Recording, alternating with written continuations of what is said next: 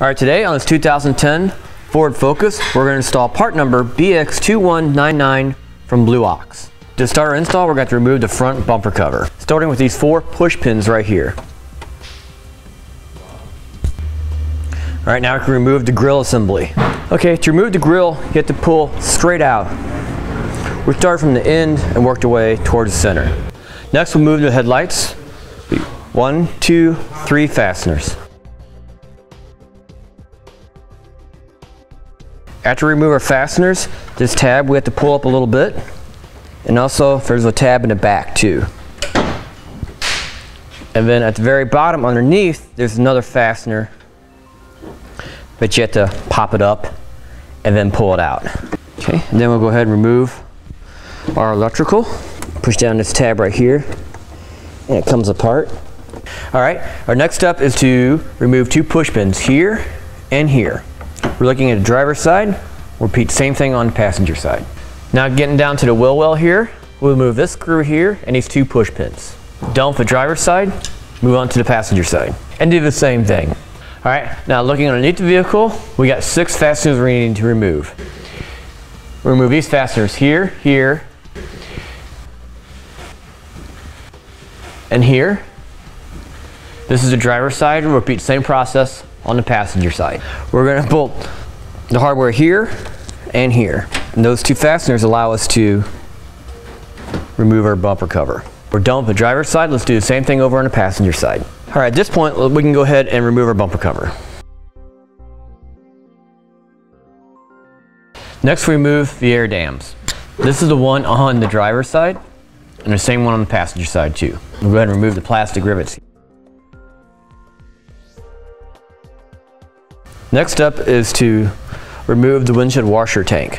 This will actually get stacked on top of the base plate when we're done. We're going to disconnect this line. We're actually going to attach a small rubber line to it, and we're just going to run it up to the top so it matches the water line. That way we won't lose it all. We'll disconnect our electrical. We'll take the tab and lift up just a little bit, then you can pop it off. Okay, now there are 4 fasteners removed.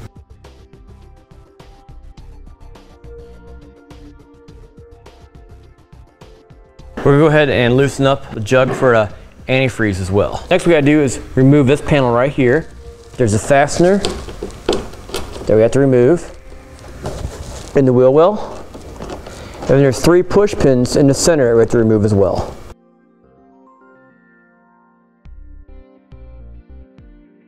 And also 1 more screw on the passenger side. At this point we can go ahead and lift the tow bar in position. What we're going to do is slide it up from underneath and then clamp it in place using some vice grips. All right, now this is gonna be a tight fit. We're gonna have to pop it up and over these bulges in the frame. But you're gonna line up with this hole here. You should be from the edge of a bumper bracket to the edge of a frame will be 1.5 inches. Now it'll be the same on both sides. And this edge here will match the edge on top of a frame. Match that same angle, and you should be good to go. We'll double check our passenger side here. That looks good. Make sure it's even with the top of the frame. And this wire is really close too, so when you put it up there, you want to make sure it's not pinched or anything like that. Once the tow bar is in place, we'll go ahead and use a 3/8 bit to mark our centers of our holes. Then we'll drill out a pilot hole and go back at it with a 13/32 bit. Before we drill our remaining holes, I'm going to use some of the included hardware to use it to help keep it steady. Because even though it's clamped in place, it may pivot a little bit if your drill bit wanders inside the hole. Okay, now we go ahead and continue drilling out the rest of our holes. And when you drill through your holes, especially on the passenger side, there's some wires and other components there. Make sure you don't run into that with your drill bit. All right, I got our holes drilled out on our driver's side. Let's go and repeat everything we did here on the passenger side. Now we'll go ahead and remove our hardware and put our fasteners into place. All right, we'll put a little bit of rubber Loctite on our bolt. We'll run it through and put a lock washer and nut on the other side. We'll do the same thing with the holes in the bottom. With all our hardware installed, we'll go ahead and snug them down.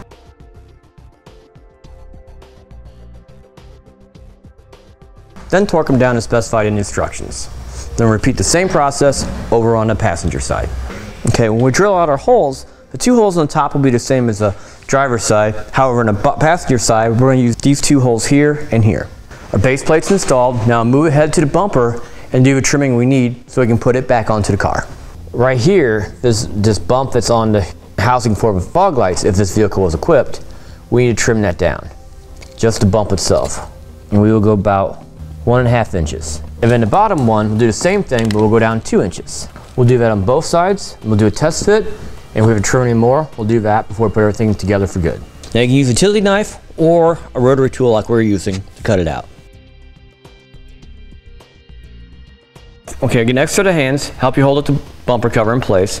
We will help mark out the sections that we're going to cut out to go around our tow bar.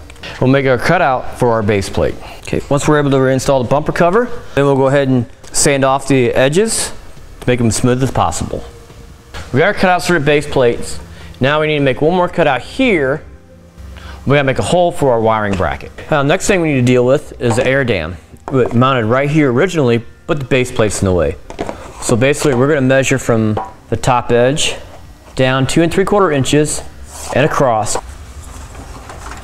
Cut it in half. That way we'll have room to put it back into place. With all our trimming done, we'll take our safety cables, we're gonna run them around the edge of a frame and over this bracket right here, and we'll use a link to connect it to the convenience link here. Okay, we're done with our driver's side. Let's do it one more time on the passenger side. All right, now we go ahead and reinstall windshield wiper fluid, the jug for it. Now, the kit comes with a longer bolt to reinstall the jug at this side. All right, we'll go ahead and reinstall our wiring and our line. Now I get one more fitting on top to reinstall. We can replace the plastic panel underneath, the bumper cover, the headlights, and the grille. We'll show you how the tab assembly works. It goes in straight, and then push it so the pin comes out, and then rotate it, and it's locked in place. To unlock it, pull out the pin, and rotate it up, comes out. Okay, and with our bumper reinstalled, we're finished with our installation of part number BX2199 from Blue Ox.